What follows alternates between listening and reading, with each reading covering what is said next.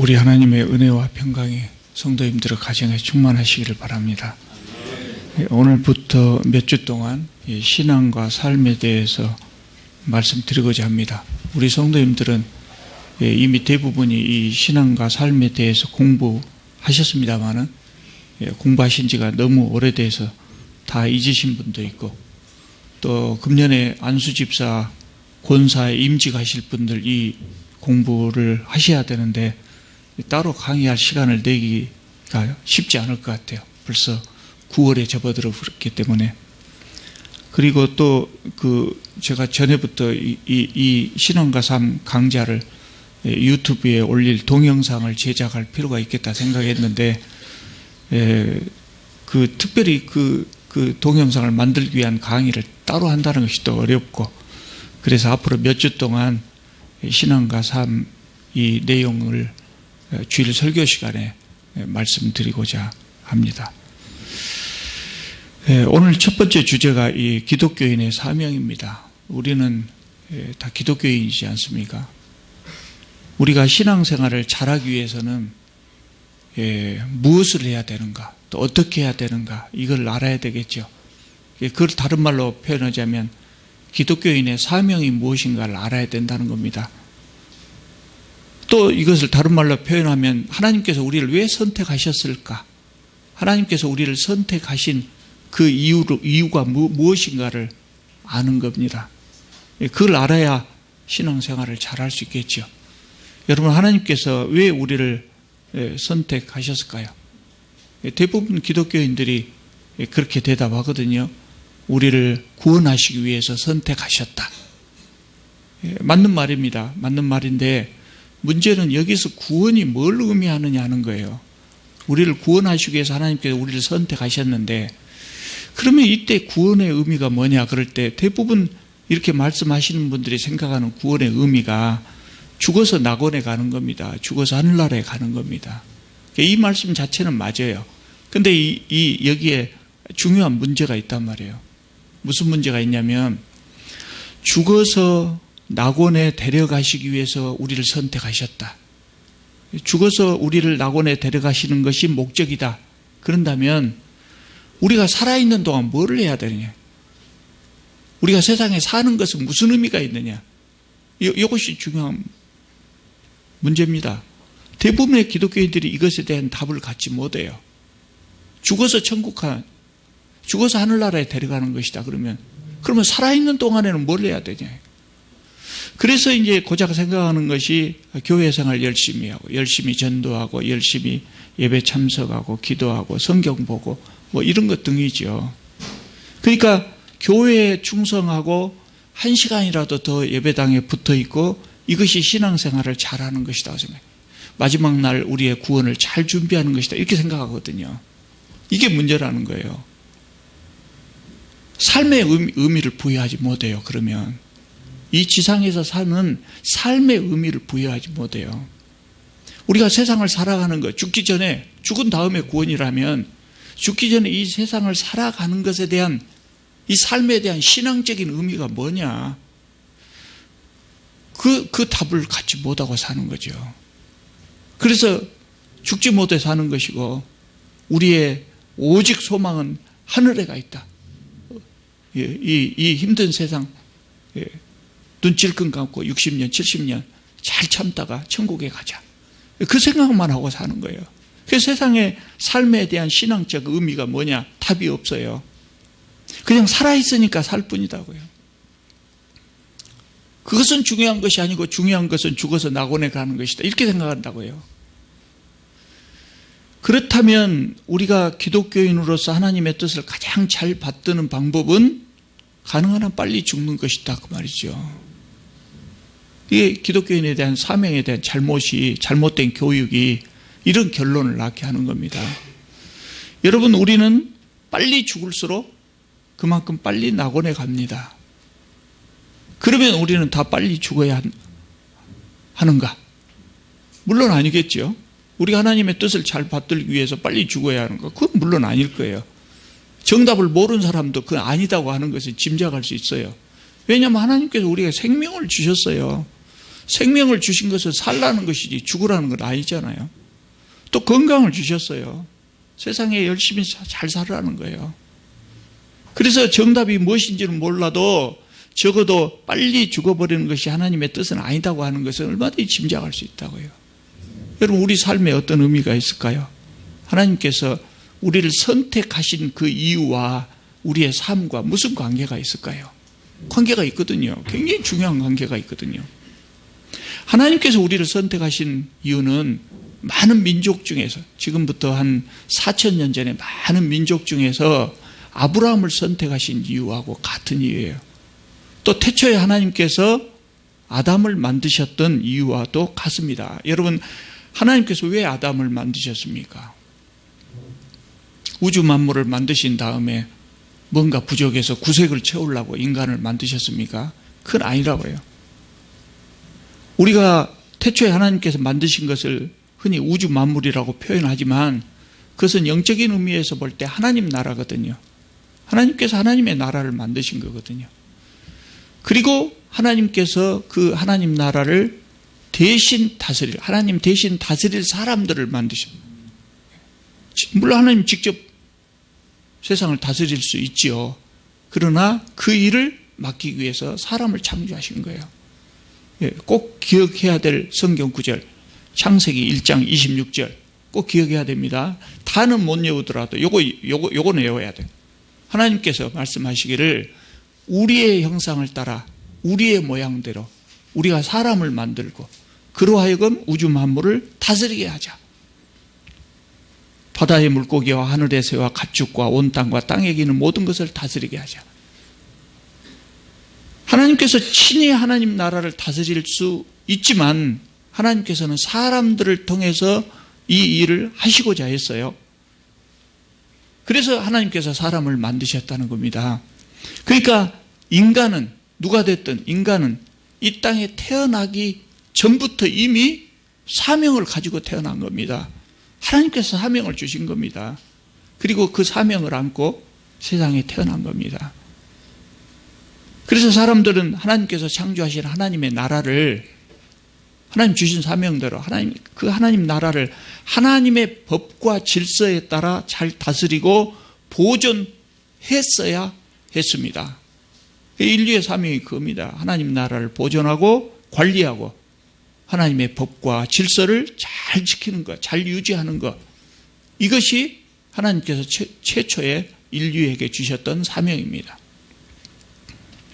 사람들이 이 사명을 잘 수행했을까요? 못했죠. 욕심 때문이죠.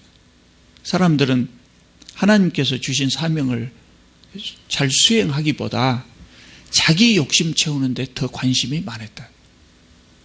그래서 남보다도 더 많이 갖고 싶고 남보다도 더 좋은 것 먹고 싶고 그러면서도 더 남보다도 편하고 싶고 그 욕심대로 자기 마음 가는 대로 행동했습니다. 그것은 하나님의 법과 질서를 따르는 것이 아니고 사탄의 질서를 따르는 것이죠. 자기 욕심대로 하는 것, 더 부자 되고 싶다, 다른 사람보다 더 높게 올라가고 싶다, 더 부자가 되고 싶다 하는 그 근본 생각 속에는 하나님의 질서가 아니라 사탄의 질서를 따르고자 하는 그 마음이 있다고 하는 것을, 그 유혹이 있다고 하는 걸 우리는 기억해야 돼요. 로마서 1장 24절을 보니까 이렇게 나와 있어요. 그러므로 하나님께서 그들을 마음의 정욕대로 더러움에 내버려 두셨다. 사람들이 자기 마음대로 그렇게 살았죠. 그래서 그것으로 인해서 세상에 온갖 죄악들이 세상에 들어오기 시작했다. 사람들은 하나님께서 자기에게 주신 사명, 거기에는 관심이 없고 그 사명을 잘 수행할 수 있도록 주신 그 엄청난 능력, 사람의 능력들을 자신의 사리사욕을 채우는데 사용했습니다. 세상을 착취하고 자연을 착취하고 이웃을 착취하고 그렇게 살았습니다. 그러니까 세상이 좋아질 수가 없지요.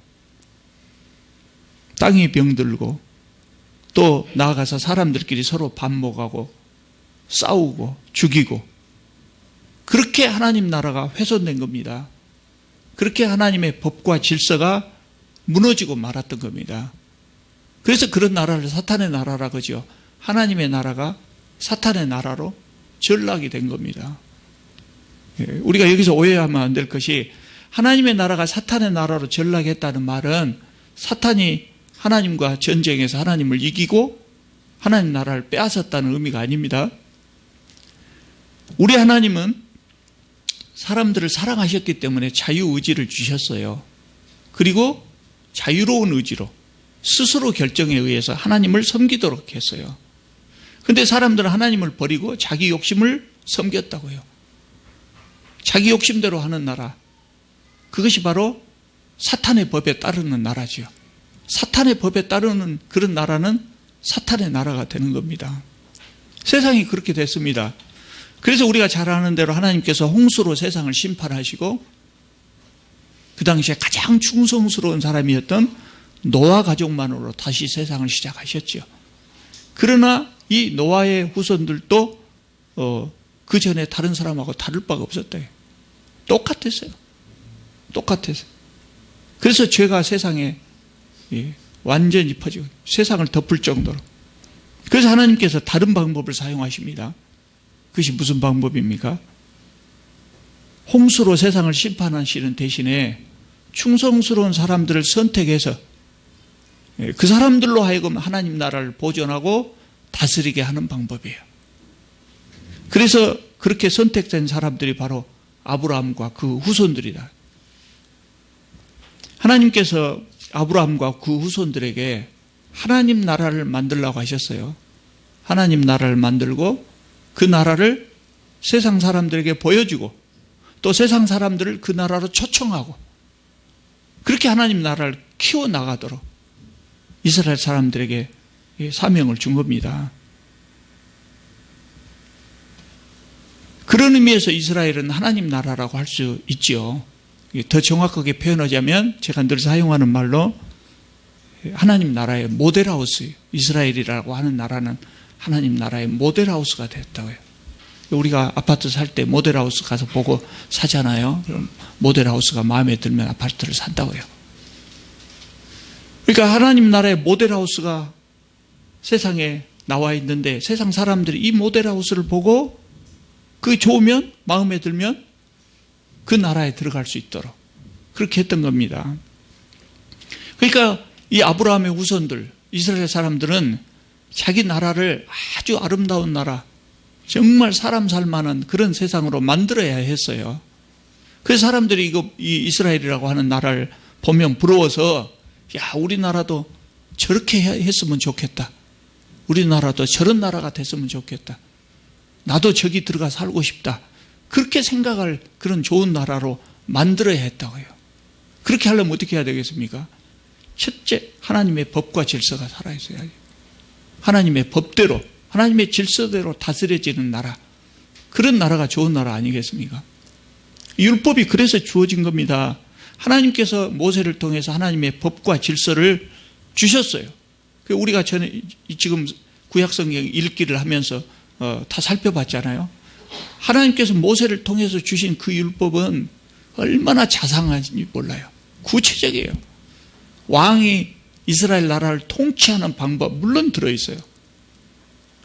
죄를 지은 사람을 벌하는 방법, 또 이웃과 사이좋게 지내는 민사에 관한 방법 다 일일이 기록되어 있다고요. 경제체제, 정치체제까지 하나님께 다 가르쳐 주셨어요. 그래서 이스라엘 사람들은 이 방법대로 좋은 나라를 만들고 그것을 세상 사람들에게 보여주고 세상 사람들을 그 나라 안으로 초청하고 그것이 이 아브라함과 그 후손들의 사명이었어요. 그러면 이 이스라엘 사람들은 그 사명을 잘 수행했을까요? 그러지 못했어요. 첫째로 이스라엘은 하나님 나라다운 나라를 만들지도 못했어요. 사실은 하나님 나라다운 나라를 만들지도 못했어요. 이스라엘의 역사는 온통 우상숭배로 더럽혀져 있어요. 하나님의 법과 질서를 잘 지키지도 못했어요. 하나님께서 얼마나 좋은 경제체제, 경제제도를 가르쳐 주셨습니까? 온 백성이 골고루 잘 사도록 토지를 다 분배하고 희년 제도를 둬서 토지 잃은 사람, 또 종으로 팔려간 사람 50년마다 다 원상 회복해주고 이런 좋은 제도를 가르쳐 주셨다고요. 아마 다윗 왕 시절이나 솔로몬 왕 초기 시절까지는 아마 이런 제도가 상당히 유지됐던 것 같아요.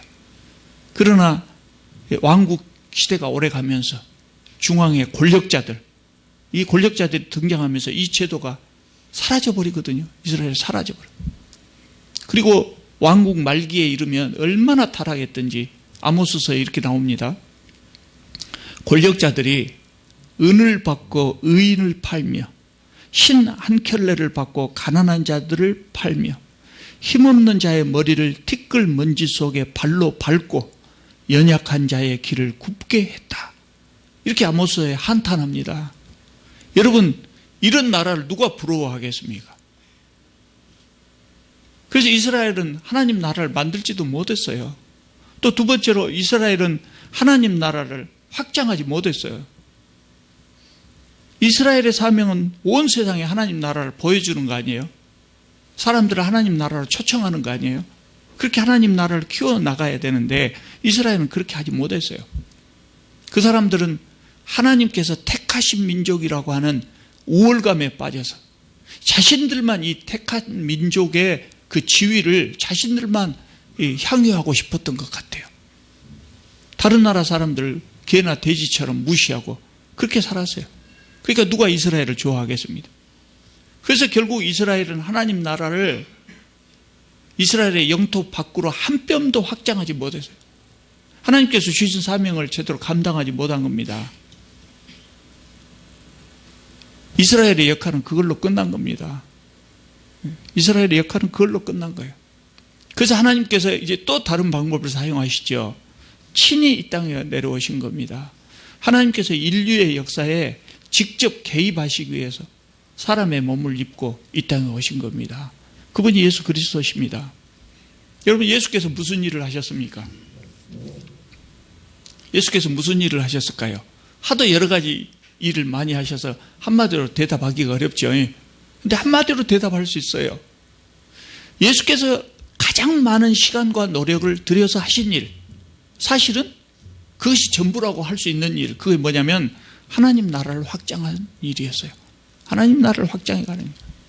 이 땅 위에 하나님의 뜻을 실천하신 그런 일이었어요. 그러니까 예수께서 공생애 동안 이 땅 위에서 하신 모든 일들이 하나님 나라와 관련된 일입니다. 예를 들면 복음을 전하신 것. 그건 뭐겠습니까? 하나님 나라의 원리, 하나님의 뜻을 가르치신 겁니다. 가난한 사람들을 먹이신 사건은 뭐겠습니까? 하나님 나라를 보여주는 겁니다. 하나님 나라 이렇게 밥 굶는 사람이 없는 나라라는 거예요. 잘 살든 못 살든 서로가 서로를 돕고 그래서 밥 굶는 사람이 없는 나라라는 거예요.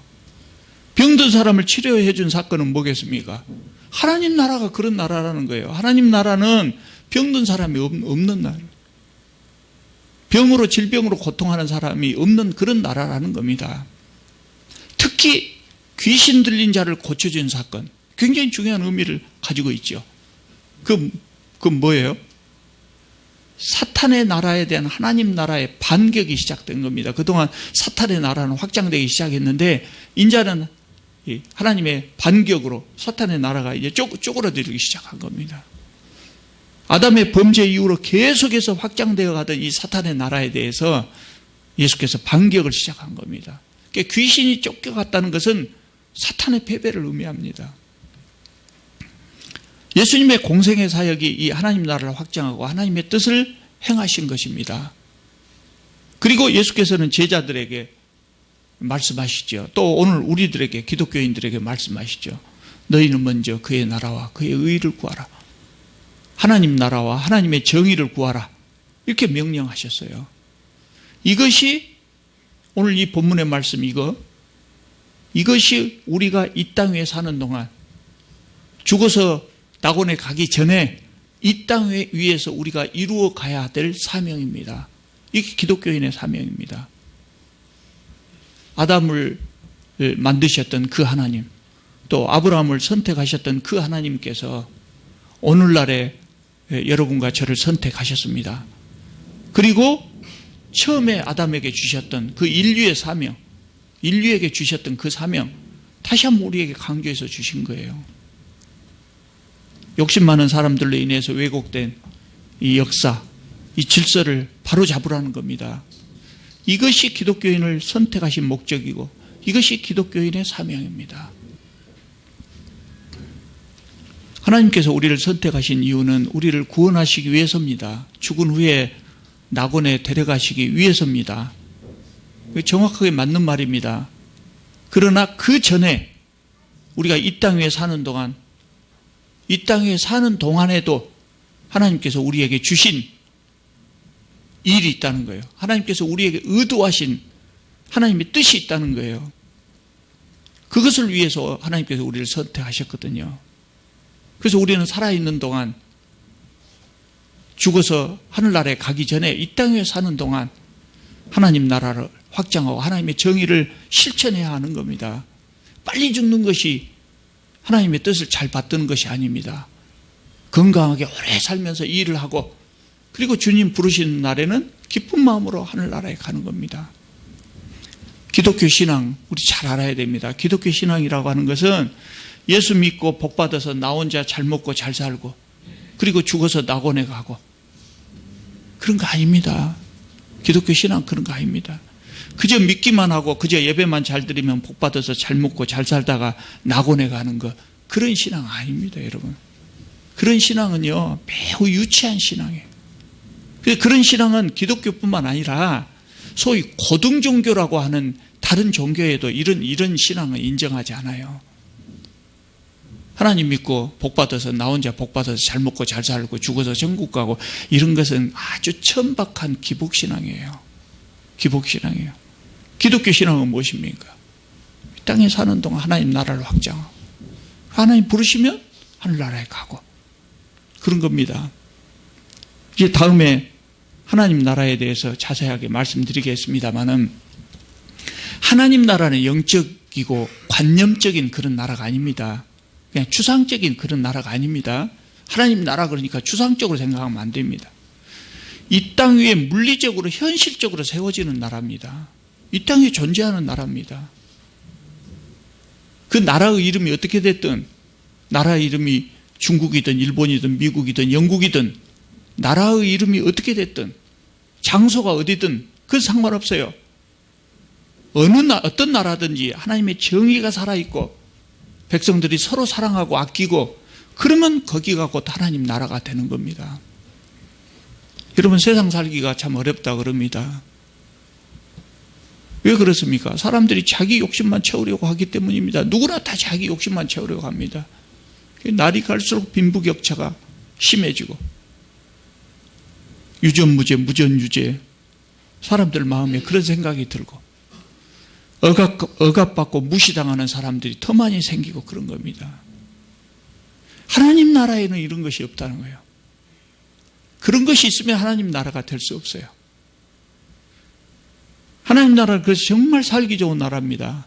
그 나라를 만들기 위해서 우리가 왜곡된 우리의 역사, 질서를 바로잡아야 되는 겁니다. 정말 사람들이 살기 좋은 그런 나라를 만들어야 합니다.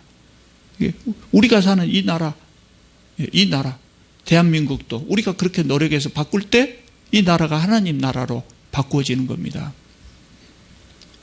여러분, 기독교인은 누구나 이것을 꿈으로 삼고 사명으로 삼고 세상을 살아가야 됩니다. 그게 참된 기독교 신앙이에요.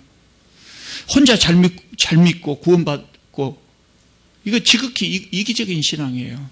그래서 세상에 아무런 도움이 되지 않아요. 성경을 잘 읽어보십시오. 특히 복음서.